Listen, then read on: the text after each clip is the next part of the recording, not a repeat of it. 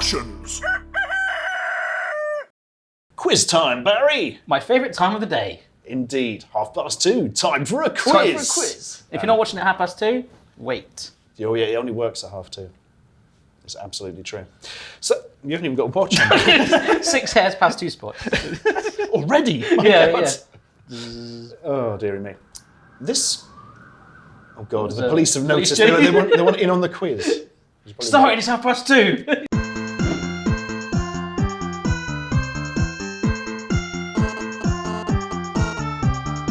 Right, retro or repro, you're going to see 5 slides. Okay. Each slide will show 2 games, one of which is a real old game from the 80s, and one of which I have made up using lies. Oh, okay. Can you tell which is which? So they're genuine game. Are they all on the same console or format? Oh no, they're all different things, but they're all very Britishy ones from the early 80s. Okay. Cow Postman on there? No, there's no Cow. I haven't even got a screenshot of Cow Postman. I can barely even remember Cow Postman.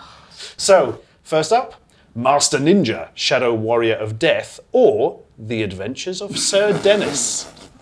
Which is real, which is fake? It's got to be Sir Dennis, the fake one. You think so? That looks like Shrek. It does look a bit like Shrek. So what's your thinking on this one? Talk us through the Barry mind process. Actually, Sir Dennis, now I'm looking at it, looks a little bit more meaty. It looks like there's a bit more quality to it. You've got the score down the bottom. Yep. You've got some sort of lives there, which is clearly his helmet. That is correct, yeah. But I think... One touch, you lose a life. I just think, if you would have gone to the effort of making this fake, you probably would have added stuff like that. And that the one above is I feel that Sir Dennis, just purely because of the name alone initially, and then looking at the depth you've gone there, I think that's the fake. Correct! Master Ninja Shadow Warrior of Death is a real game released in 1988 for the Commodore 64. There are also 16-bit versions available, and they're all bloody awful. Terms and conditions apply. Yes. Your home is at risk if you don't keep up repayments on the mortgage or other loans secured on it. No, you're right. The Adventures of Sir Dennis is actually based on an animation I was commissioned to make for a stop smoking campaign once. Oh, really? And is totally lies. They should be carrying a cigarette or something, and then that green Shrek should be bashing it out. Yeah, that would have been too much work. And next, Escape from Moonbase Alpha or Escape from Moonbase Omega. Omega. Omega. What have you done this naughty time? Mega. Is that a frog on the top one? That is a frog, yes. A frog near a staircase. That is Escape from Moonbase Alpha in a nutshell. Okay, so what you're telling me is the frog has to go up the stairs, and then I presume that whole room is the Moonbase Alpha, and once he's got up the stairs, you've won the game. I don't think it was that simple. I haven't put much time into this game. Okay, so I'll back that. Yeah. Escape from Moonbase Omega. Mm-hmm. That looks a little bit more realistic. You're the little man on the moving platform. Okay, and then you have to hop around. And it's very difficult because when the platform moves, you have to keep walking or you fall off. Okay, I'm going to go with the Escape from Moonbase Alpha as the fake one there, just because it looks... I don't know. The frog looks like you might have just taken that out of the barbarian head-kicking thing, superimposed him on there. As if I would do such a thing, Barry. Is that your final answer? Yeah. You are wrong. What? Escape from Moonbase Omega, I totally made up. Escape from Moonbase Alpha, 1983, BBC Micro. Wow. Very strange game. Yeah. You can get turned into a frog, as has happened in that screenshot. Okay, right. And you have Hulk pills, and if you eat a Hulk pill, you turn into the Incredible Hulk and can walk through walls. What, the actual Incredible Hulk? Yeah. Wow. And there's Daleks in it, there's Doctor Who in it, TARDIS in it, loads of unlicensed stuff. What licenses? So, yeah, exactly. Wow. It's a really strange game. Good fun, though. Yeah, it looks good. We should play that. It's not that good. Next up, Crazy Dialer or Tooth Protectors. Is that like a life simulator of like being a telephone operator? Yeah, you literally, it's this very early game and it just comes up with numbers and you have to move your little stick on your Atari 2600. So the numbers come up on the white, the black, and then every time you hit the number... That's it, it comes up on the white, yeah. So it would be a traditional joystick. This is a joystick. The old Atari joystick. The action of a joystick. Yep. The international sign of a joystick. Also the sign of a potato. Rock, paper, scissors, right? Yeah. So then you would go up for 2 and vice versa. Yeah. And the if time... I remember, it doesn't flick back to the 5 though. Oh, right. Okay. Very lazy Crazy game. dialer. Yeah. And the aim is just to dial the numbers on the screen. The other one, tooth protectors. Yeah. Those things at the bottom are supposed to be teeth and gums. Teeth, and then the pink base must be the gums, yeah. Correct. Which one are you in there? The little green one. You have to shoot upwards to stop whatever that thing coming down plaque. is hitting the mobile plaque. Okay. It's like a dentist's dream game. Yeah. Dentist simulator or operator simulator. Correct. That's what it should be called. That's what they would be called now. They're bringing out every simulator in the world. Soon they bring out a Barshens simulator. I'm going to go for tooth protector. Tooth, do I say that right? A lot of people comment on my other videos saying tooth. How do you say tooth? Tooth. Tooth. Tooth. Tough. Tooth protectors is the fake one. Final answer? Yeah. Wrong!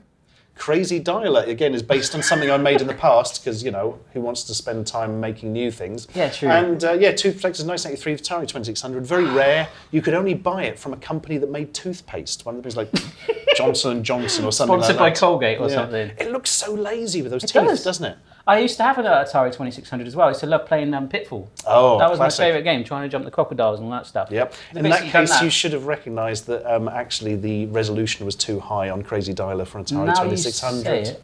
Yes, it does look... they've just replaced, from Pitfall, the crocodiles with teeth. Yeah. What happens if you hit the gums? I have no idea. I've never played it. Don't intend to. It looks like ass. Ass. Next up, Super Jack in the Forest of the Bad Apples.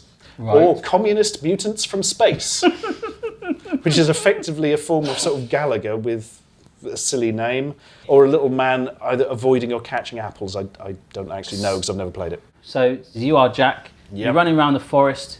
There's branches. Yeah, they're supposed to be like a... Yeah. At first I thought they were like funnels. Okay. I don't know if you catch the green ones and avoid the red ones or avoid them all. Yes, and you've got like a bag. And if you look, they've all got angry faces, so perhaps they're all bad.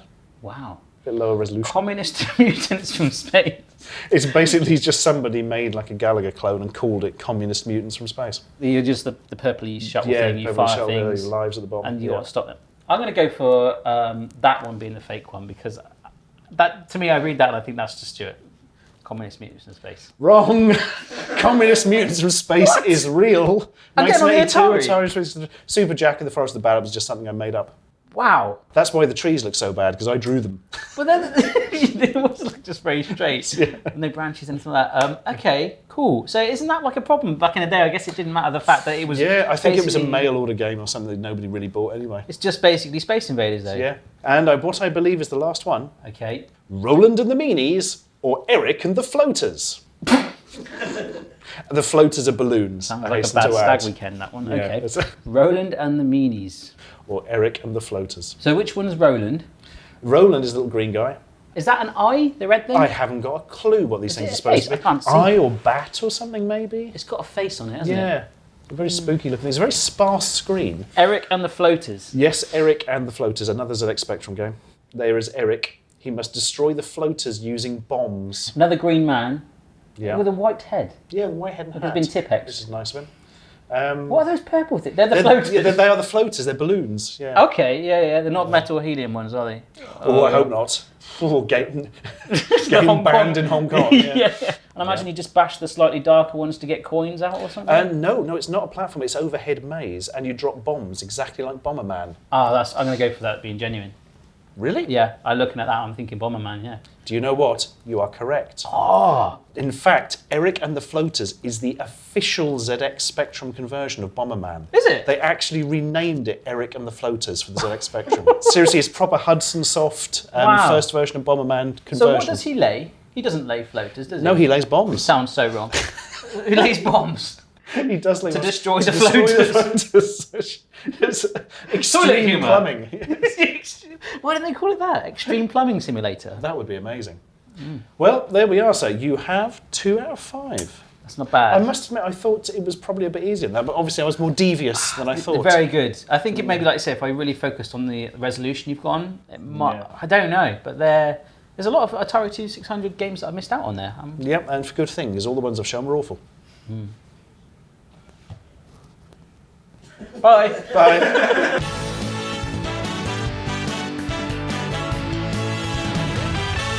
Subscribe or die!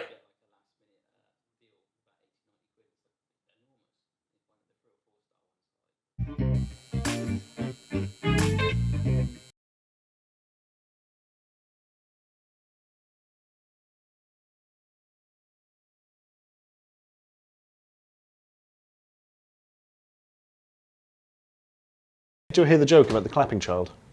This is a great joke. Honest. There's a kid at school, and they're all clapping after they sing or whatever in the playground, and the kid goes.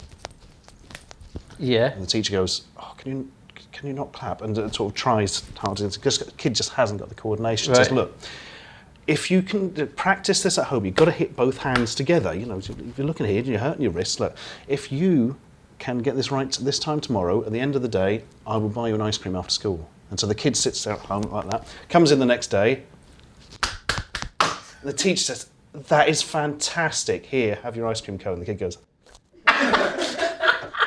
it's quite a long God, we were recording that. Oh,